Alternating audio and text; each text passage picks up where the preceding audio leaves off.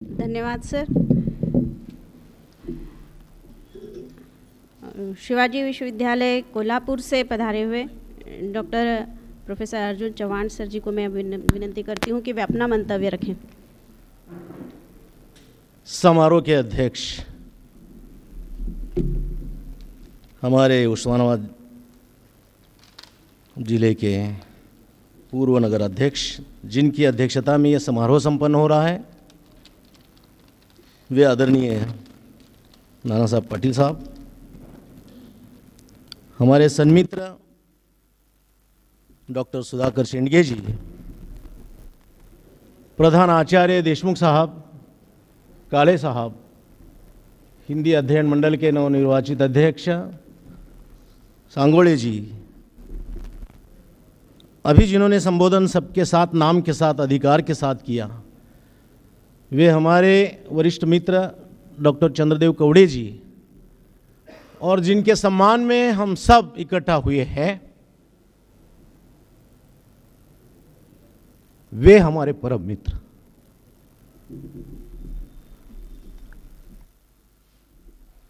Doctor Devidas Ingade जी, उनकी सहधर्मिणी सुनीता इंगड़े जी, और देवीदास अनुरागी मेरे सामने बैठे हुए देवी और सज्जनों। मैं आज उपस्थित रह पाऊंगा कि नहीं मैं खुद ही नहीं जानता था, लेकिन कल रात 11:30-12 बजे मैं निश्चिंत हो गया कि मैं यहां उपस्थित रह पाऊंगा, और उपस्थित न रहता तो मैं अपराध बोध का शिकार भी हो जाता। इसका कारण है कि हम लोग लंगोटी आ रहे हैं, और इसलिए मेरे लिए यह आयोजन एक अलग अहमियत रखने वाला आयोजन है। मैं अभिनंदन करता हूं अपने मंतव्य को व्यक्त करने से पहले अशोक मर्डे जी का और विनोद वाइचल जी का और उनके सारे सहयोगियों का, कि जिन्होंने ये शानदार आयोजन करके हम सबको एक मंच पर उपस्थित रहने का कोरोना के काल में भी अवसर प्रदान किया। मित्रों, बहुत दुर्लभ ऐसा योग होता है, सत्कार उन्हीं का किया जाता है जो सत्कार्य करते हैं, सत्कार्य के काबिल होते हैं, और डॉक्टर देवीदास इंगड़े जी सत्कार्य के काबिल थे। इसीलिए 70-80 शोध करने वाले छात्र इकट्ठा होते हैं, पहल करते हैं, गौरव ग्रंथ बनाते हैं और सबको एक मंच पर लाने के लिए मेहनत करते हैं। मैं उनके मेहनत की दाद देता हूं, और आने वाली पीढ़ी के लिए ये स्वागत और सत्कार समारोह आदर्श की मिसाल बन जाए, इसकी कामना भी करता हूं। असल में हम सब जो है विगत 1.5 वर्षों से, जैसा कि आभासी मंच की बात की, हम दोस्ती कर रहे हैं मोबाइल से, फेसबुक से, व्हाट्सएप से, लेकिन असली दोस्त हमारे जो है उनसे हाथ मिलाना भी बड़ा मुश्किल हो गया। ये कुदरत की देन है या प्रकृति का लिया हुआ प्रतिशोध है, चाहे जो कहें हम उसे, लेकिन स्थितियां कुछ भयावह खड़ी हो गई, और इसमें इस तरह का आयोजन बड़े मायने रखने वाला समारोह है। मुझे 2-3 चीज़ों का संकेत देना है कि मैं हमेशा पिछले 2-3 महीने से जो फिसलन मैं देख रहा हूं, जो टूटन देख रहा हूं, उसके लिए एकमात्र इलाज मुझे लगा कि दोस्ती थीम, और दोस्ती थीम पर एक गज़ल संग्रह मैंने केंद्रित किया। सुधाकर जी जानते हैं, हर सुबह मैं जो प्रातः वंदन करता हूं मित्रों को, खास करके बहुत ज़्यादा नहीं, एक देश के हमारे और विदेश के कुछ 100 मित्रों को, मुझे लगा कि कुछ सकारात्मक पक्ष सामने रखना चाहिए। दोस्ती बहुत संवेदनशील विषय है, इस पर सदियों से लिखा गया, लेकिन मुझे यह लगा कि एक मूल्य सम्मुख रखना चाहिए, एक मानक सम्मुख रखना चाहिए, एक आदर्श सम्मुख रखना चाहिए, और जितना संभव है वो हम लिख सकते हैं तो खींचा जाए, खींचने की बात भी नहीं है, वो अंदर से ही आता है। मैं समझता हूँ कि आज के ज़माने में कि कभी एक समय था कि दोस्त के लिए जान देने वाली पीढ़ी थी, ऐसे गीत भी लिखे गए। ये दोस्ती हम नहीं तोड़ेंगे, तोड़ेंगे दम मगर साथ न छोड़ने का जो वादा था। और कई ऐसे गीत थे, लेकिन उसका प्रतिपक्ष बताने वाले भी गीत थे कि दोस्त दोस्त ना रहा, प्यार प्यार न रहा। ये इस देश में अजीबोगरीब गीत लिखे गए, लेकिन दोस्त से हमारा मतलब है सन्मित्र, उसके प्रतिपक्ष है। इसलिए मैंने कहा कि हमारा सकारात्मक पक्ष जो है वो सामने रखें और कुछ मूल्यों को सामने रखें और इसका निर्वाह करने का जो हम संकल्प करते हैं। आज का समारोह इस माने में मैं समझता हूं कि औचित्य है, रखता है। मैंने आरंभ इस अशार से किया था कि फुर्सत के वक्त मैं फेसबुक नहीं, फुर्सत के वक्त मैं फेसबुक नहीं, रिलेशन बुक देखता हूं जनाब। फुर्सत के वक्त मैं फेसबुक नहीं, रिलेशन बुक देखता हूं जनाब। तब मैं पाता हूं कि दोस्ती रिश्ते से सर्वोपरि और लाजवाब है। दोस्ती रिश्तों से सर्वोपरि और लाजवाब है। दोस्ती का कोई जवाब नहीं, सारे पिछड़ जाते हैं रिश्ते नाते वाले और दोस्त सामने आता है, और हम सब इसके भुक्तभोगी हैं। मुझे मूल्य और मानक की जो चिंता है और अपूर्व टूटन और फिसलन का ये साथ आ गया है, इसीलिए नए नए गीत आ गए ना। अब देखिए, हर एक फ्रेंड कमीना होता है, ये गीत इस देश में लिखा गया। पता नहीं, फिल्म मैंने विस्तार में लिखा है मेरे एक सिनेमा के 100 वर्ष के उपलक्ष्य में इस पर, लेकिन हर एक फ्रेंड कमीना होता है। फ्रेंड हो सकता है कमीना, दोस्त नहीं।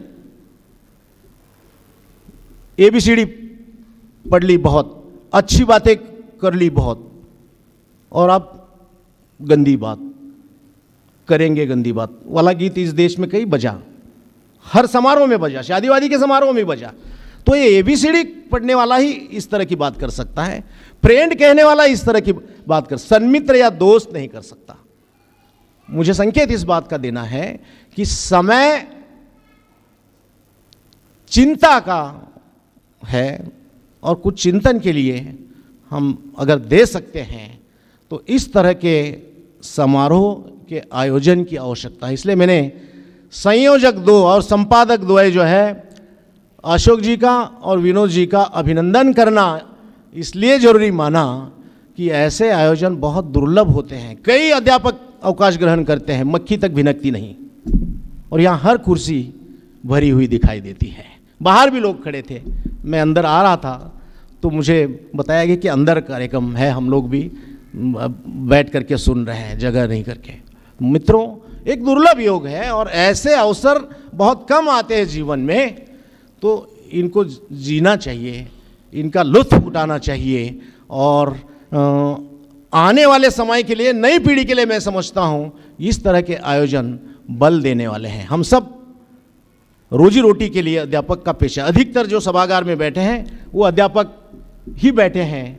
तो आज जो मैंने बात की, मुझे लगता है कि हर मार्के की अगर बात हम करें तो मूल्य कहाँ गए, और इन मूल्यों के साथ जो जीवन भर का हमारा संबंध होता है, इनको अगर हम संबल के रूप में लेंगे नहीं तो आने वाला समय मैं समझता हूँ कि बड़ा खतरनाक हो सकता है। नई पीढ़ी के लिए कुछ देने वाली जो बात है वो ये आयोजन कर सकता है। इसलिए मुझे लगा कि आज के दिन का विशेष औचित्य है और इस दिन ये आयोजन रखा, इसमें और मैं समझता हूँ कि इसकी गरिमा है। हम सब अध्यापक हैं, हम सब का पहला गुरु जिसको पहली बार हम वंदन करते हैं, मैंने भी आज अपनी माँ को याद किया जो 30 साल पहले गुजर गई थी। वो हमारा पहला गुरु है। और उसके बाद औपचारिक गुरु जो है वो आते हैं, और उनमें सारे गुरु औपचारिक नहीं होते, आजीवन गुरु ही रहते हैं। और इसीलिए सैकड़ों मैसेज, हजारों मैसेज आते हैं। तो मैं समझता हूँ कि अध्यापक के लिए मैंने आज एक अशार लिखा था कि आज का विषय, आज चिंतन का विषय होगा कि जमाने से शिक्षक है कि शिक्षक से जमाना, जमाने से शिक्षक है कि शिक्षक से जमाना। आज चिंतन का यह विषय होगा कि जमाने से शिक्षक है कि शिक्षक से जमाना। मगर उन किस्मत वालों का क्या कहना, मगर उन किस्मत वालों का क्या कहना कि जिनके नसीब है शिक्षक से दोस्ताना, जिनके नसीब है शिक्षक से दोस्ताना। शिक्षक का दोस्ताना मिलना बहुत दुर्लभ बात है मित्रों। कौन बड़ा, हर एक को लगता है कि वो खुद बड़ा, वो कहेगा बड़ा, वो तो पृथ्वी पर खड़ा, कवि लिखता है। तो सबसे बड़ी पृथ्वी, पृथ्वी भी काहे की बड़ी, शेष के माथे पे खड़ी, तो शेष बड़ा, शेष काहे का बड़ा, महादेव के गले में पड़ा तो महादेव बड़ा, महादेव भी काहे का बड़ा, वो कैलाश पर पड़ा तो कैलाश बड़ा, कैलाश काहे का बड़ा, रावण ने हाथ से उखाड़ा तो सबसे बड़ा कौन, रावण बड़ा। तो रावण भी काहे का बड़ा, राम ने एक बाण से सारा जीवन उसका कर दिया खड़ा और आड़ा। तो सबसे बड़ा जो है राम बड़ा है, ये तथ्य जो सामने आता है निचोड़ के रूप में। तो बात ये करनी थी कि रावण बड़ा ज्ञानी था, गलती कहाँ हुई, ज्ञानी था का मतलब चारों वेद कंठस्थ थे, चार पंक्तियाँ लोगों को याद नहीं रहती, चारों वेद कंठस्थ होना और शिव का इस तरह का भक्त होना कि प्रसन्न होते हैं और जो चाहे मांगते हैं। लेकिन एक चीज़ से गलती हो गई और वो चीज़ थी उनका अहंकार। अहंकार सबसे खतरनाक चीज़ है, इन सब से सावधान रहिए। नई पीढ़ी के लिए मुझे इतना संकेत देना है कि रावण में अहंकार अगर न होता तो धरती पर राम के साथ रावण भी बड़ा होता, और दुश्मनी निभाई वो भी एक गरिमा के साथ। सीता का अपहरण जरूर किया लेकिन महल में नहीं रखा, अशोक वाटिका में रखा, और अशोक वाटिका में भी वो जबरदस्ती नहीं करते थे, किसी को भेजते थे मनवाने के लिए कि शादी के लिए तैयार हो जाओ। हालांकि ये बात अलग है कि सीता तैयार नहीं हुई, वो सब रामायण हम जानते हैं, लेकिन तथ्य ये है कि दुश्मनी की भी एक गरिमा होती थी। रामायण से अगर मैसेज लेना है कि राम जैसा राजा चाहिए, सीता जैसी पत्नी चाहिए, सुग्रीव जैसा सखा चाहिए, हनुमान जैसा सेवक चाहिए, और कुछ लोग कहेंगे कि रावण जैसा दुश्मन चाहिए, तो वो दुश्मनी भी एक विशिष्ट रेखा के ये थी। आज सीमाहीन जो चीज़ें हो रही है, ऐसे फिसलन के, टूटन के वक्त या समय या ज़माने में मैं समझता हूँ कि ऐसे आयोजन ही है कि जो आश्वस्त करते हैं कि आने वाली पीढ़ी भी सक्षम होने वाली है। मैं समझता हूँ कि डॉक्टर देवीदास इंगड़े जी का ये आयोजन सार्थक आयोजन है, वो डिज़र्विंग है इसके लिए। मैं जानता था कि विवेकानंद जैसी शिक्षा संस्था में प्रधानाचार्य बनना उतना सहज नहीं है, लेकिन उसकी पूर्ति जो है डॉक्टर बाबा साहब अम्बेडकर मराठवाड़ा विश्वविद्यालय के हिंदी अध्ययन मंडल के अध्यक्ष के रूप में उनका चयन होना, इस कमी की पूर्ति करना था जिसमें मैं स्वयं शरीक था दमखम के साथ। सुधाकर जी इसके गवाह है। तो मुझे बहुत खुशी इस बात की होती है कि देवीदास जी का सत्कार नहीं, मेरा अपना अर्जुन चौहान का सत्कार है, और मुझे घोड़े ही नहीं, अगर हो तो गधे भी बेच के जाना है, और वो कल हमने किया। मुझे आप सब ने अवसर दिया, और समय लंबा भाषण देने का नहीं है, समय इस चीज़ का है कि जो आयोजक है उनकी हम प्रशंसा करें। कौड़े साहब बहुत अच्छे श्रोता है, कभी मैं बोलने लगता हूं तो वो कहते हैं कि कम, इतनी जल्दी क्यों रुकें। तो ये श्रोता भी बहुत दुर्लभ होते जा रहे हैं। ऑनलाइन जैसी गोष्ठियों में हम अपना मंतव्य होने के बाद निकल जाते हैं, क्योंकि दूसरों की सुनने की मानसिकता नहीं है या उसको काबिल नहीं मानते, क्या सुनेंगे उसको, इस तरह की मानसिकता। लेकिन अंत तक सुनते रहने की मानसिकता हमारे कौड़े साहब के माध्यम से आ गई। वो और हम दोनों जो है महाराष्ट्र हिंदी परिषद को आज से 25 साल पहले अध्यक्ष और प्रधानमंत्री के रूप में हमने जो आयोजन किए, 400 से कम अध्यापक नहीं आते थे और सारा महाराष्ट्र एक मंच पर खड़ा होता था। तो ये एक हुजूम था अध्यापकों के बीच में, हिंदी के अध्यापक, और पहली लाइन में बैठते, अंत तक बैठते, कभी अंतिम पंक्ति में भी बैठते, अंत तक बैठते थे। तो अच्छे श्रोता का होना अच्छे वक्ता को पैदा करने के लिए बहुत अहमियत रखता है। इसलिए मैं कौड़े साहब को बहुत बहुत धन्यवाद भी देता हूं और उनका अभिनंदन भी करता हूं। आज भी उनकी यात्रा इतनी चल रही है, तो आज सबसे पहले देविदास जी के फ़ोन के बाद उनका फ़ोन आया कि कहाँ तक पहुँचे। मैंने कहा आ रहा हूँ, परंडा बार्शी के बीच में हो। तो बोले मैं तो कार्यालय में मौजूद, बम्बई में थे, पता चला। मैं तो समझता था कि हैदराबाद में होंगे, लेकिन खैर उनकी यात्राएं चलती हैं तो हम लोगों को बल देने वाली है, क्योंकि हमारे 1, 1.5, 2 दशक पहले वो इस क्षेत्र में आए और मिसाल के रूप में जो पीढ़ी है उनमें से एक, तो उनका आना भी बहुत इस आयोजन में अच्छा रहा। पाटिल साहब अध्यक्षता के रूप में है, तो मुझे लगा कि चलिए एक अच्छा आयोजन की जन्मभूमि और मिट्टी की महक जहाँ से आती है, तो वो हमारे पूर्व नगराध्यक्ष, उनको सुने।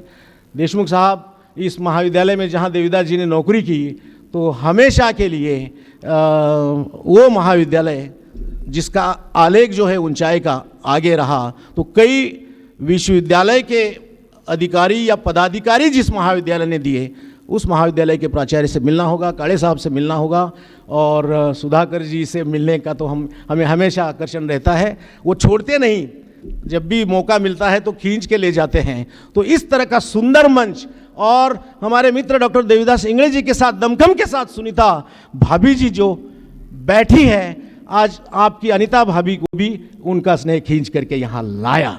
तो मैं समझता हूँ कि ये सारी चीज़ें एक भावात्मक होती है और इसको शब्दों में नहीं व्यक्त किया जा सकता।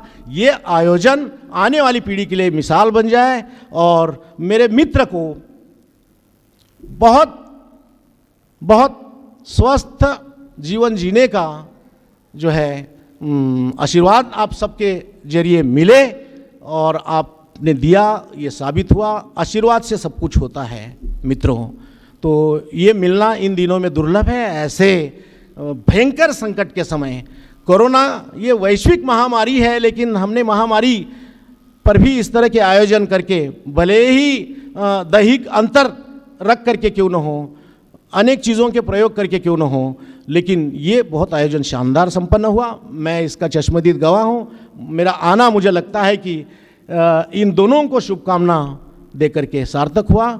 जब भी आवश्यकता होगी हम मित्र के लिए हाजिर रहेंगे। बहुत बहुत धन्यवाद। आप सब सुनते रहे। मुझे लग रहा था कि कुछ चेहरे बोल रहे हैं कि मैं अधिक बोलूं, लेकिन मुझे इन सब का समय लेने का कोई अधिकार नहीं है। सत्कार मूर्ति द्वय का फिर एक बार अभिनंदन और भविष्य के लिए ढेर सारी शुभकामनाएं। बहुत बहुत धन्यवाद। जय हिंद, जय भारत। तो मैं मध्य प्रदेश में मेरी पूरी पढ़ाई लिखाई हुई है। जन्म गुजरात का, पढ़ाई लिखाई मध्य प्रदेश की, और फिर मैं मराठवाड़ा में जब नौकरी के लिए आई और उस्मानाबाद में जब विवाह हुआ और यहाँ उनसे संपर्क हुआ, तो 95 में मेरी उनकी से पहचान हुई। तो मैं उस समय थोड़ा अपने कोश में रहती थी कि यहाँ कोई अपने पहचान का नहीं है, न यहाँ के अध्यापक हमारे पहचान के हैं, पूर्व पीढ़ी का कुछ नहीं है, तो बड़े संकोच में रहती थी।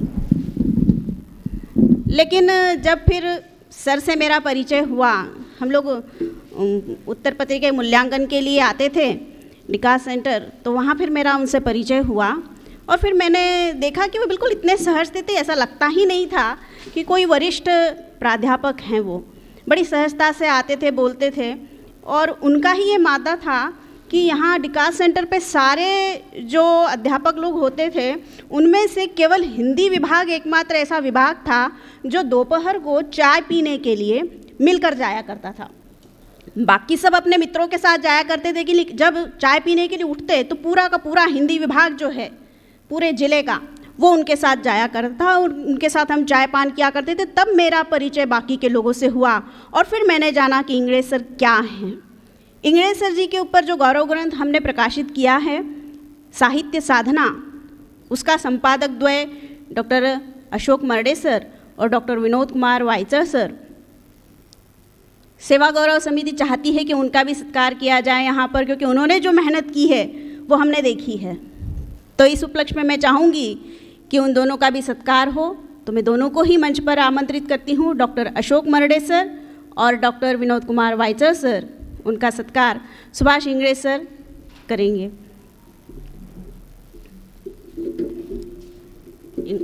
कवड़े सर, नाना साहब पाटिल सर, आप भी इस सत्कार के लिए उपस्थित रहें। सर क्या नाना साहब पाटिल से मैं विनती करूंगी कि वे हमारे संपादक मंडल का सत्कार करें। कवड़े सर।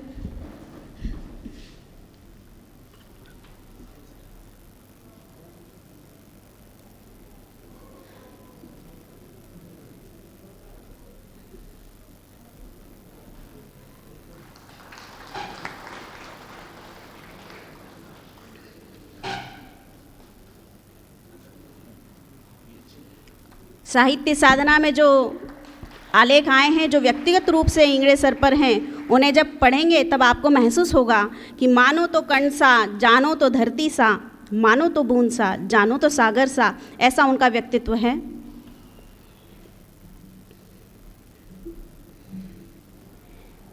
देवीदास जी का इंटरव्यू मैंने लिया था और जब मैंने उनसे बात की तो बार बार आंखों में पानी भर आता था। इतनी तकलीफ़ें, इतनी विकट परिस्थितियाँ, परिवार का माहौल और उसके बीच में अध्ययन करना, अध्ययन के प्रति ललक, और उसमें भी प्राध्यापक बनने की ललक। अध्यापक वो बनना नहीं चाहते थे, वो प्राध्यापक ही बनना चाहते थे। उसके लिए उन्होंने जो जी तोड़ मेहनत की वो सब देखा तो उनका संघर्ष मेरे आंखों के सामने आया। लेकिन वो अपने इन संकटों को भी बड़ी निर्मल दृष्टि से देखते हैं। वो कहते हैं, गर्दिशे अय्याम तेरा शुक्रिया, हर तरफ से देख ली दुनिया हमने। उन्होंने जीवन का बहुत सारा अनुभव बटोरा और उस अनुभव का लाभ अपने जीवन में किया। न केवल अपने छात्रों को उन्होंने उस अनुभव से समृद्ध किया, बल्कि अपने गांव में भी उन्होंने अपने अनुभव का लाभ कराया और वहाँ पर शिक्षा के नए फूल खिलाए। पथ संस्था उन्होंने वहाँ शुरू की और अपने कामों से अपने गांव को भी समृद्ध बनाया। तो अब मैं अपनी सत्कार मूर्ति डॉक्टर देवीदास इंगड़े जी से विनती करती हूँ कि वे आएँ और अपना मनोगत व्यक्त करें। बोलना सुनीता ते तुम्ही बोलणार असाल तर या, स्वागत आहे तुमचं। या हो, नवऱ्याबद्दल बोलायची संधी मिळायला लागली आहे, उठ्ठ काढा। इस सेवा गौरव समारंभ के उपलक्ष्य में मंच पर उपस्थित समारोह के अध्यक्ष हमारे आदरणीय नाना साहब पाटिल जी, जिन्हें हम काका कहते हैं, दूसरे काका चंद्रदेव कवड़े जी, वे भी हमारे काका ही हैं, और इसके साथ साथ मंच पर उपस्थित महाविद्यालय के प्राचार्य डॉक्टर जयसिंहराव जी देशमुख, राज्य मागास वर्ग आयोग के सदस्य डॉक्टर गोविंदराव काळे जी, डॉक्टर सुधाकर सेंडगे जी, और मेरे परम मित्र डॉक्टर अर्जुन जी, उन्हें चौहान नहीं कहूँगा, और सभागार में मंचोन्मुख उपस्थित, जिनमें मेरी बेटी के ससुर प्रकाश खटके जी, मेरी माता बैठे हैं सामने, और सभी मेरे हितैषी, मुझे चाहने वाले मेरे हिंदी परिवार के लोग, सबसे पहले मैं उन सभी का स्वागत करता हूं और उन्हें धन्यवाद भी देता हूं कि ये सभी यहाँ पर उपस्थित रहे।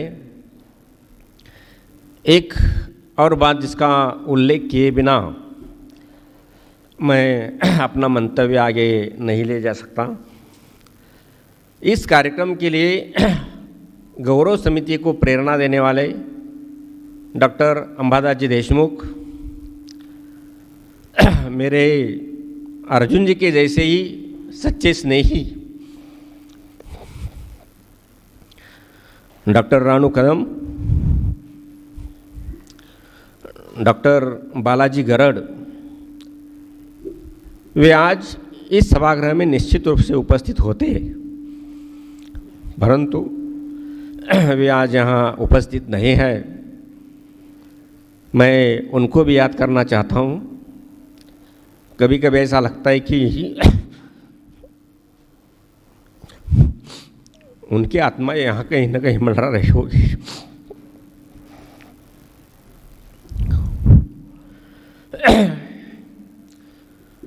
इस सेवा गौरव समिति की ओर से मेरे सेवानिवृत्त होने के 4-5 महीने पहले ही तैयारी शुरू हो रही थी। वैसे तो 31 मई को ही समारोह हो जाता, परंतु कोरोना का कहर बढ़ चुका था और कहर यहाँ तक था कि हमारा गौरव ग्रंथ छापने वाले ने भी मुझे कहा कि सर 2-3 महीने के लिए आपको रुकना पड़ेगा। और आज यह अवसर यहाँ पर उपस्थित हुआ और आप सभी उसमें शरीक हैं। मेरे जीवन के बारे में क्या कहूँ और क्या न कहूँ, कहाँ से शुरू करूँ और कहाँ समाप्त करूँ, इस प्रकार की समस्या मेरे सामने है। वैसे तो एक छोटे से गांव से, जैसे कि बेनीपुर ने कहा कि बेनीपुर मेरा छोटा सा गांव, जिस गांव को जाना है तो एसटी बस भी नहीं मिलती थी, पैदल जाना पड़ता था।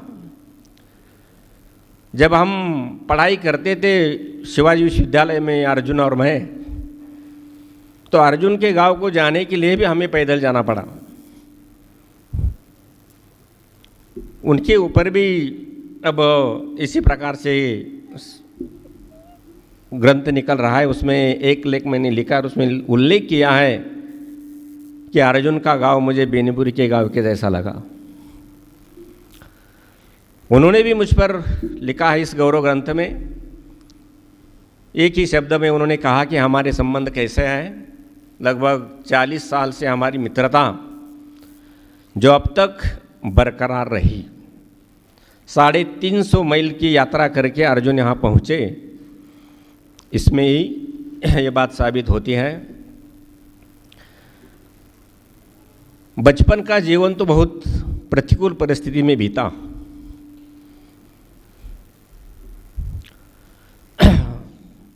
दो वक्त का खाना मिलना भी मुश्किल था।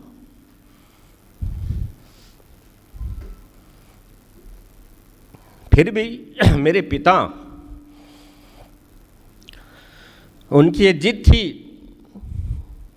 कि तुझे पढ़ना है।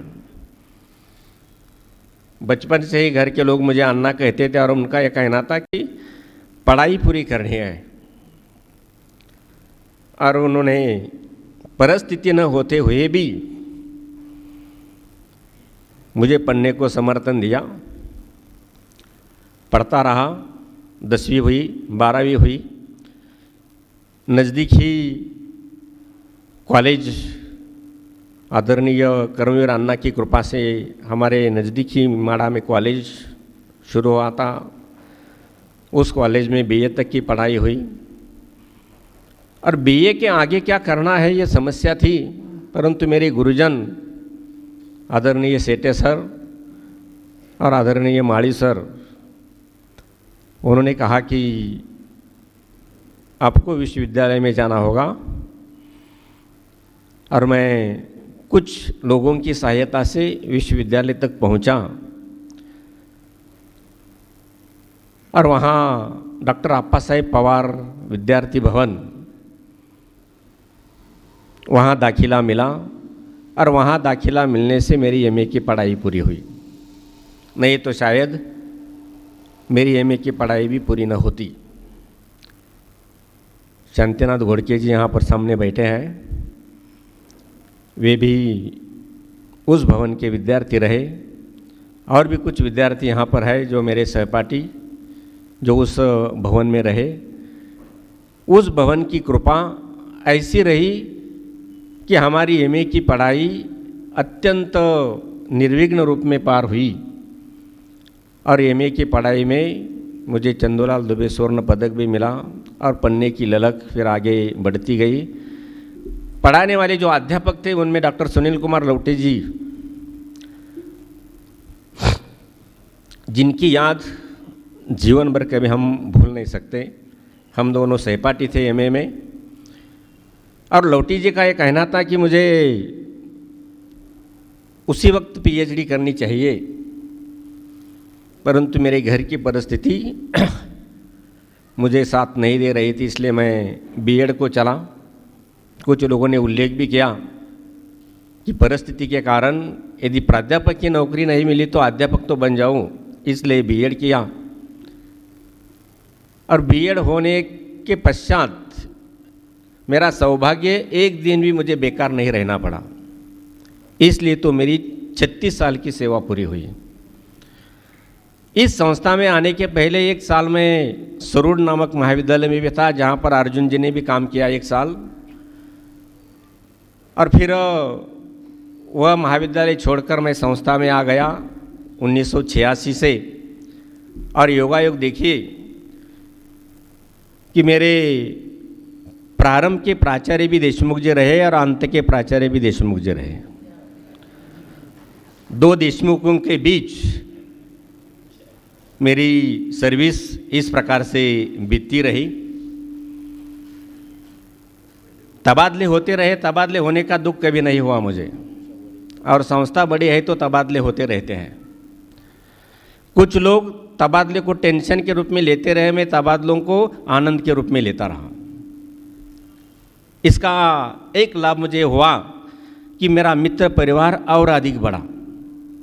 मैं पेन में गया था, मैं इस बात का उल्लेख करना चाहूँगा कि पेन में गया और 6 महीने के पश्चात ही वहाँ के चुनाव लगे और बम्बई विश्वविद्यालय में अध्ययन मंडल में जाने का अवसर मुझे मिला।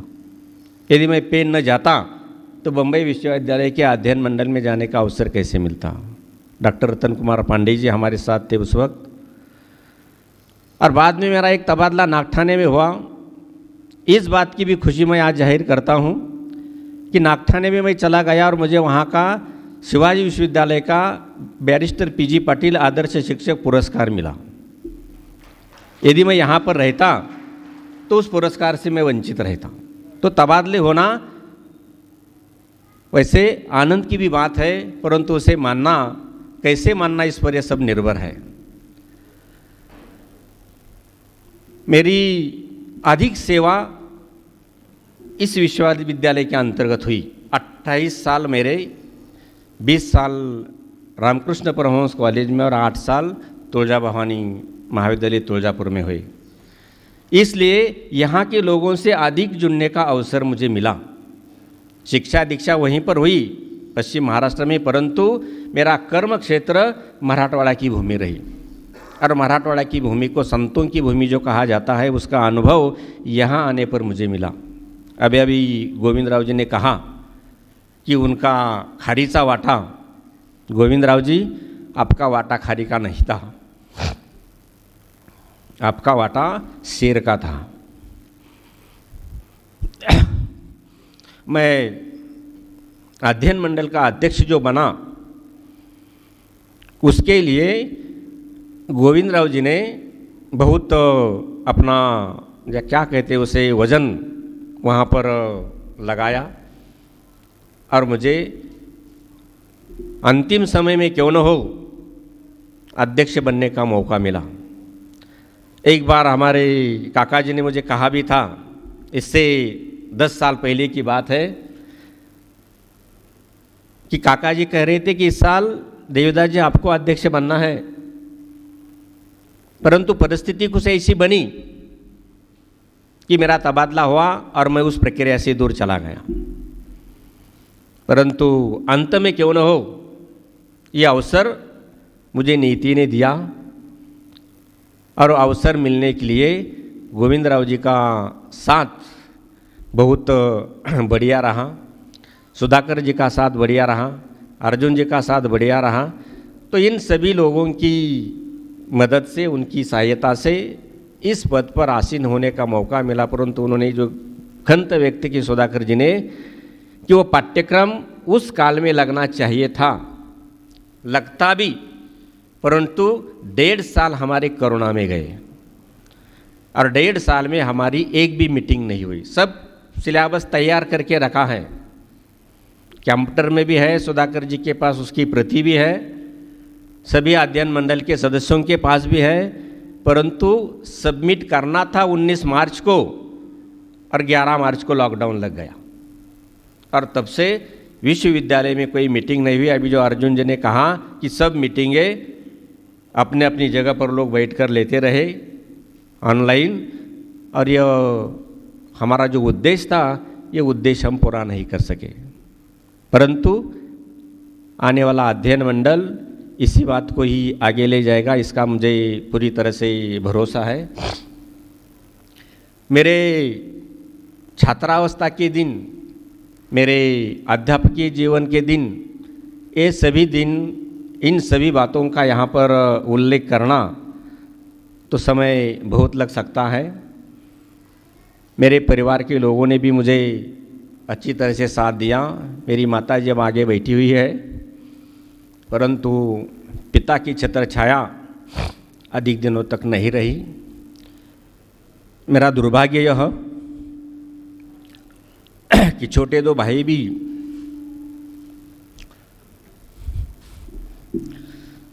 समय से पहले छोड़कर मुझे गए। मैंने अपने जीवन में जो कुछ किया, इन सभी बातों का ऊहापोह मैं यहाँ नहीं करना चाहता, कारण समय बहुत कम है, और दूसरी बात कि अब वक्त खाने का हो चुका है। हमारे यहाँ कहा जाता है ना कि भूखे पेट भजन नहीं होता गोपाला, तो अधिक समय मैं लेना नहीं चाहता। मेरे इस सेवा गौरव समारोह के लिए मेरे छात्रों ने, केवल पीएचडी के छात्र नहीं तो बाकी अन्य छात्रों ने, मेरे सहकारी प्राध्यापकों ने, आरपी कॉलेज के मेरे सहकारी लोगों ने, और जो मुझे चाहने वाले हितैषी है, जिसमें रंजीत जादव जैसे लातूर से आए हुए मेरे मित्र होंगे, इन सभी ने जो मेरे प्रति आत्मीयता व्यक्त की, जो मुझे सम्मान दिया, इन सभी के प्रति मैं फिर से एक बार आभार व्यक्त करना चाहता हूँ। और मैं अधिक न बोलते हुए आप सभी से विदा लेता हूँ। धन्यवाद। दुख ही जीवन की कथा रही, क्या कहूँ आज जो नहीं कही, ऐसा जीवन देवीदास जी का है। उनका बचपन बहुत कष्टमय गुजरा, लेकिन उन्होंने बहुत अकादमिक ऊंचाइयां प्राप्त की। आज ऐसे व्यक्ति का सम्मान करते हुए हम सभी अपने आप को गौरवान्वित महसूस करते हैं। अब मैं आमंत्रित कर रही हूँ अध्यक्षीय मंतव्य के लिए नाना साहब पाटिल जी को कि वे आएँ और अपना मंतव्य व्यक्त करें। पूर्व नगराध्यक्ष नाना साहेब पाटिल जी। आजच्या सेवा गौरव कार्यक्रमाच्या निमित्तानं या व्यासपीठावर उपस्थित असणारे doctor Chandradevji Kawade sir, doctor Arjunji Chavan sir, doctor Jayshankarraoji Deshmukh sir, doctor Govindji Kale sir, doctor Sudhakarji आणि डॉक्टर सुरवसे सर, आणि ज्यांचा आपण गौरव करत आहोत ते डॉक्टर देवीदासजी इंगळे सर आणि त्यांच्या सुविद्य पत्नी सुनीताजी। खरं म्हणजे मला स्वतःला एका गोष्टीचा आनंद असं वाटतो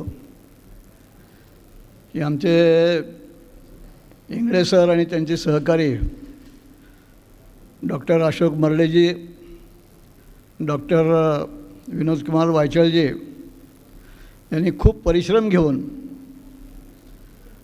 हा जो साहित्य साधना गौरव ग्रंथ काढला, तो प्रकाशित केला आजच. तो फारच उत्कृष्ट असा गौरव ग्रंथ आहे. एक तर सगळ्यात महत्त्वाची गोष्ट अशी असते की ज्या आपण संस्थेमध्ये काम करतो तिथं जसं आमच्या इंग्रज सरांनी सांगितलं की बदली ही अपरिहार्य आहे बदली, तसंच निवृत्ती ही सुद्धा अपरिहार्य आहे. आणि ही अपरिहार्य निवृत्ती स्वीकारत असतानासुद्धा त्या संस्थेमार्फत होणारा जो काही कार्यक्रम असतो, निरोप समारंभ ज्याला आपण म्हणतो, तो कार्यक्रम असतो, अगदी प्रामाणिकपणे बोलायचं झालं तर खरं सांगायचं म्हणजे ती एक औपचारिकता असते. पण आपल्या विद्यार्थ्याने, आपल्या सहकार्याने, आपल्या हितचिंतकांनी केलेला जो गौरव असतो, तो गौरव मात्र ही कृतज्ञता असते. तिथं प्रेम असतो, जिव्हाळा असतो, आपुलकी असते. आणि आत्तापर्यंत जवळपास 3-3.5 तास हा कार्यक्रम चालू आहे. मी त्याचा अनुभव घेत होतो, ह्या प्रेमाचा, ह्या कौतुकाचा, ह्या जिव्हाळ्याचा, ह्या आपुलकीचा आणि कृतज्ञतेचा सुद्धा. खूप खूप मला आनंद वाटला.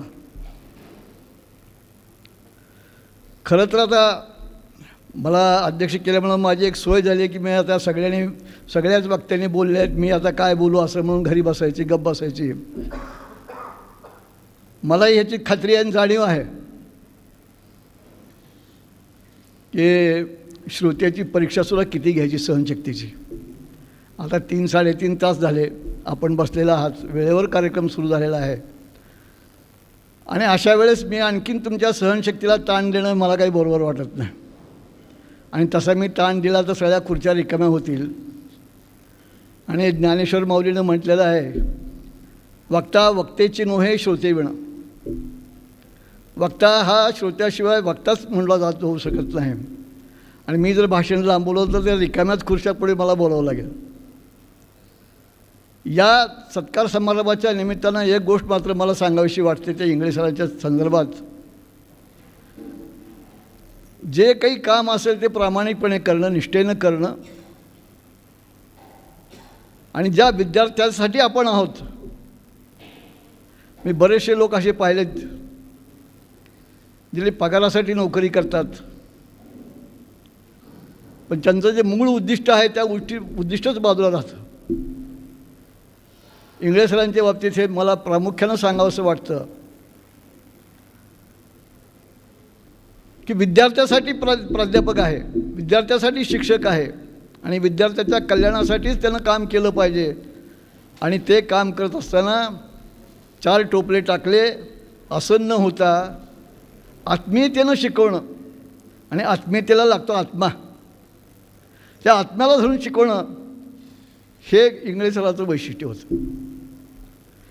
आणि याच्यामुळं इंग्रज सर हे विद्यार्थीप्रिय प्राध्यापक झाले.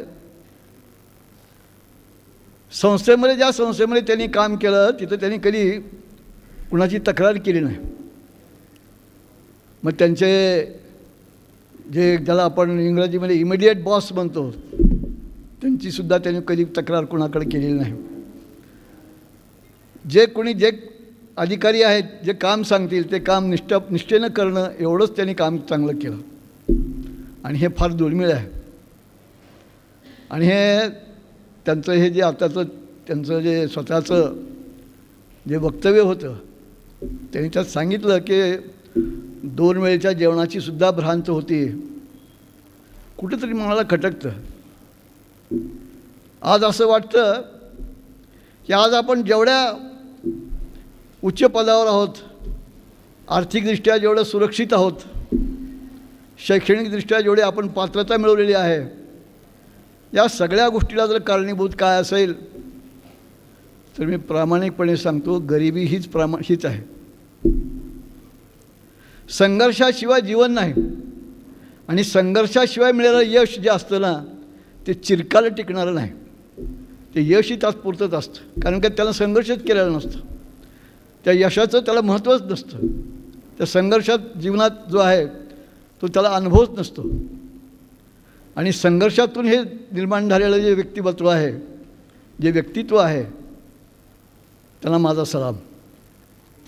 मी आपणा सर्वांना पुन्हा मनपूर्वक धन्यवाद देतो की आपण सगळे आपुलकीनं, प्रेमानं, जिव्हाळ्यानं इथे उपस्थित राहिलात.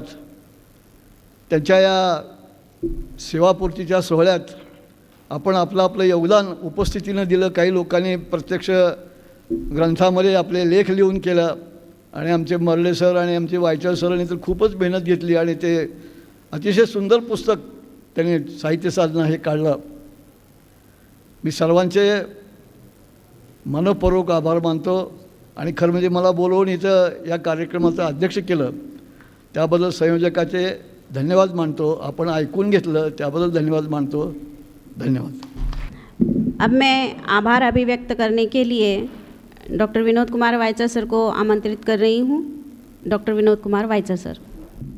विद्या विलास मनसो धृतशील शिक्षा सत्यव्रता रहित मान मलापहारः संसार दुख दलनेन सुभूषितायै धन्यः नरा विहित कर्म परोपकारः. धन्यः नरा विहित कर्म परोपकारः. आज के इस डॉक्टर देवीदास इंगड़े जी के सेवा गौरव समारंभ में मंच पर उपस्थित तथा मंच के सम्मुख उपस्थित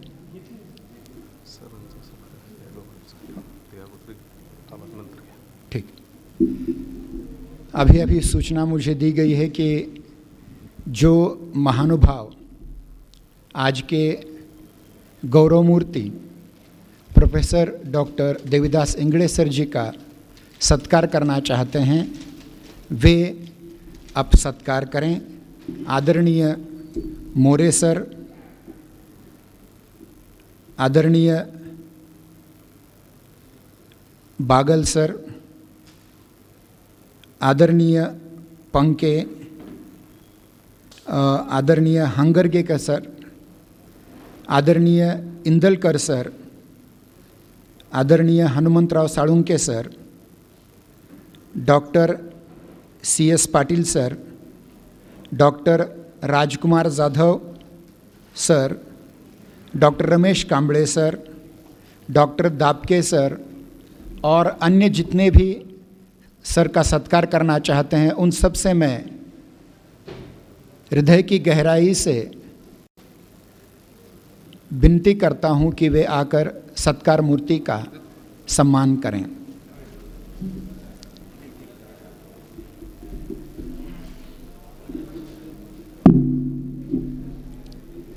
जिन लोगों ने नाम नहीं दिए थे या जो बाद में आए हैं उनसे भी विनम्र अनुरोध है कि वे आदरणीय सर जी का, गौरव मूर्ति जी का सत्कार करें.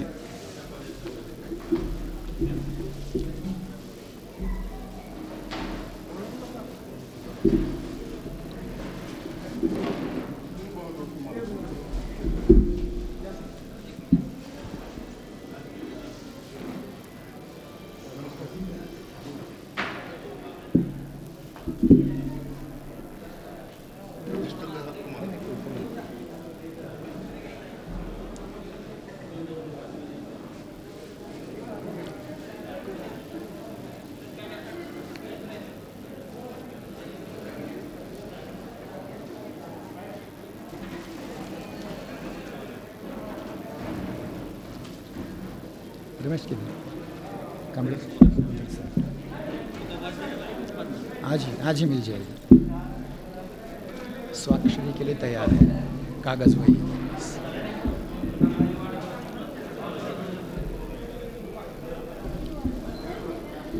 ठीक है, धन्यवाद. मंच पर उपस्थित सभी महानुभावों का हार्दिक धन्यवाद. मंच के सम्मुख उपस्थित सभी देवियों और सज्जनों का हार्दिक धन्यवाद. साथ ही साथ किसी कारणवश जो आज मंच पर उपस्थित नहीं रह पाए ऐसे मंचोन्मुख लोगों का भी सत्कार इस कार्यक्रम के लिए संपूर्ण इंगड़े परिवार यहाँ उपस्थित है, उनके जामाता उपस्थित हैं, उन सबका हार्दिक अभिनंदन भी और आभार भी। मंच पर उपस्थित इस कार्यक्रम के अध्यक्ष आदरणीय नाना साहेब पाटिल जी, इनका हार्दिक आभार। रामकृष्ण परमहंस महाविद्यालय के आदरणीय प्रधानाचार्य डॉक्टर जयसिंहराव देशमुख जी का आभार।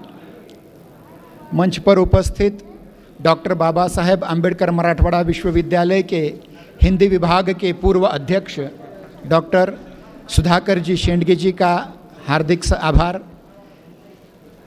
हिंदी के भीष्म पितामह डॉक्टर चंद्रदेव कवड़े जी का आभार। साथ ही साथ डॉक्टर अर्जुन चौहान जी जो सर के अभिन्न मित्र हैं, उनका आभार। जो रामकृष्ण परमहंस महाविद्यालय का पूरा स्टाफ है, उनका हार्दिक अभिनंदन, उनका हार्दिक सत्कार, हार्दिक आभार। डॉक्टर देवीदास इंगड़े जी गौरव समिति के जितने भी सदस्य हैं, प्रत्येक का नाम लेना अब संभव नहीं है, उन सब का आभार। डॉक्टर बाबा साहेब आम्बेडकर मराठवाड़ा विश्वविद्यालय के हिंदी अध्ययन मंडल के जितने भी सदस्य हैं, डॉक्टर आबा साहेब देशमुख, डॉक्टर ललिता राठौड़ जी जो उपस्थित नहीं हो पाए, डॉक्टर शिवाजी सांगोड़े, इन सब का हार्दिक आभार। जिन जिन महानुभावों ने इस कार्यक्रम में सत्कार संपन्न होने के बाद इसलिए हाँ ठीक है, जिन जिन ने प्रत्यक्ष अप्रत्यक्ष रूप से सहभाग लिया है, उन सब का हार्दिक आभार। जिन रामकृष्ण परमहंस और वेंकटेश महाजन महाविद्यालय के जिन छात्रों ने इस कार्य में सहकार्य किया, उन सब का भी आभार।